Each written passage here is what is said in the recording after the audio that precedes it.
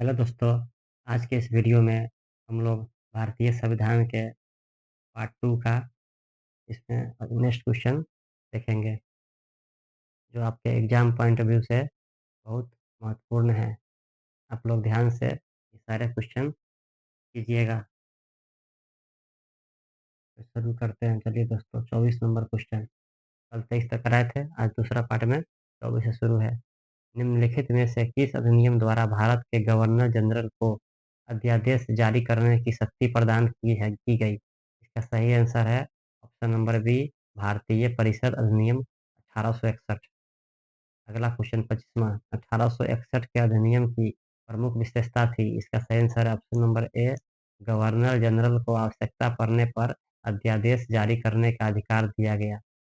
अगला क्वेश्चन, कथन ए, Indian council अधिनियम 1861 ने भारत के शासन में लोकप्रिय तत्व को समाविष्ट किया। और कारण आर, गवर्नर जनरल की कार्यकारी परिषद लेजिस्लेटिव काउंसिल के रूप में काम करने पर उन पर गैर सरकारी सदस्यों को शामिल करती थी, जिन्हें व्यापारिक संघ और प्रांतीय विधान परिषदें मनोनीत करती थी। इसका सही आंसर क्या होगा? इसका सही आंसर ऑप्शन नंबर सी, ए सही है किंतु आर गलत है। अगला क्वेश्चन, निम्नलिखित में से किस अधिनियम द्वारा भारत में प्रतिनिधि संस्थाएं प्रथम बार प्रारंभ हुई थी?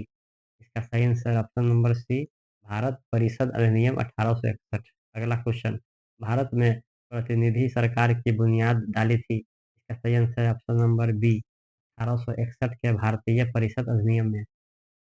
अगला क्वेश्चन, गवर्नर जनरल परिषद में वृद्धि क्या करके पहली बार एक अलग विधायी मशीनरी निर्मित की गई? इसका सही आंसर है ऑप्शन नंबर ए, भारत परिषद अधिनियम 1861 द्वारा।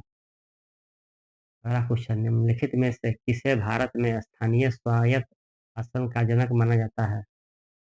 इसका सही आंसर है option number D, Lord Ripon. अगला नेक्स्ट क्वेश्चन, इल्बर्ट विल विवाद का संबंध किस वायसराय से है? इसका सही आंसर है option number C, Lord Ripon. अगला क्वेश्चन, वर्नाकुलर प्रेस अधिनियम वर्ष 1878 को किस गवर्नर जनरल के द्वारा रद्द कर दिया गया था? इसका सही आंसर है option number A, Lord Ripon द्वारा। अगला क्वेश्चन, एचिसन कमीशन 1886 को डॉलर में सुधारों की सिफारिशें करने के लिए निम्नलिखित किया गया था। इसका सही आंसर है ऑप्शन नंबर बी, भारतीय नागरिक सेवाएं। अगला क्वेश्चन, भारत की शासन व्यवस्था में पहली बार प्रतिनिधि एवं लोकप्रिय लोकप्रिय तत्व को समाविष्ट करने का प्रयास किस माध्यम से किया गया था? इसका सही आंसर ऑप्शन नंबर बी, 1892 का भारतीय परिषद अधिनियम। अगला क्वेश्चन, अप्रत्यक्ष चुनाव प्रणाली का प्रारंभ किस अधिनियम में से माना जाता है? इसका सही आंसर ऑप्शन नंबर डी, 1892 का भारत परिषद अधिनियम।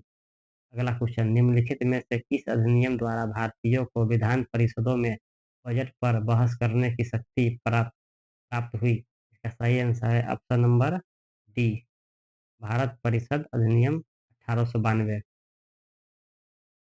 अगला क्वेश्चन, निम्नलिखित युग्मों में से कौन सा एक सही सुमेलित है? इसका सही आंसर है option number A, Indian council act 1892 निर्वाचन का सिद्धांत।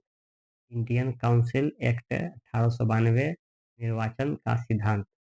अगला क्वेश्चन, मार्ले मिंटो सुधार किस वर्ष में पारित हुआ था? इसका सही आंसर है ऑप्शन नंबर सी, 1909। अगला क्वेश्चन, 1909 के इंडियन काउंसिल एक्ट में किस बात की व्यवस्था की गई थी? इसका सही आंसर है ऑप्शन नंबर डी, सांप्रदायिक प्रतिनिधित्व। अगला क्वेश्चन, मिंटो मार्ले सुधार का अधिनियम क्या था? इसका सही आंसर है ऑप्शन नंबर ए, पृथक निर्वाचन प्रणाली। अगला क्वेश्चन, मार्ले मिंटो सुधार अधिनियम 1909 का प्रमुख प्रावधान कौन नहीं है? इसका सही आंसर है ऑप्शन नंबर डी, केंद्रीय विधान परिषद में निर्वाचन सदस्यों का स्थान नहीं। अगला क्वेश्चन, निम्नलिखित में से उदारवादियों की कौन सी एक मांग मार्ले मिंटो सुधारों में स्वीकार की गई? इसका सही आंसर है ऑप्शन नंबर सी, परिषदों के आकार का विस्तार। अगला क्वेश्चन, भारत में सर्वप्रथम पृथक निर्वाचन प्रणाली लागू की गई? इसका सही आंसर है ऑप्शन नंबर ए, भारतीय परिषद अधिनियम 1909 के अंतर्गत। अगला क्वेश्चन, निम्नलिखित में से किस एक्ट ने मुसलमानों के लिए अलग मतदाताओं की पेशकश की?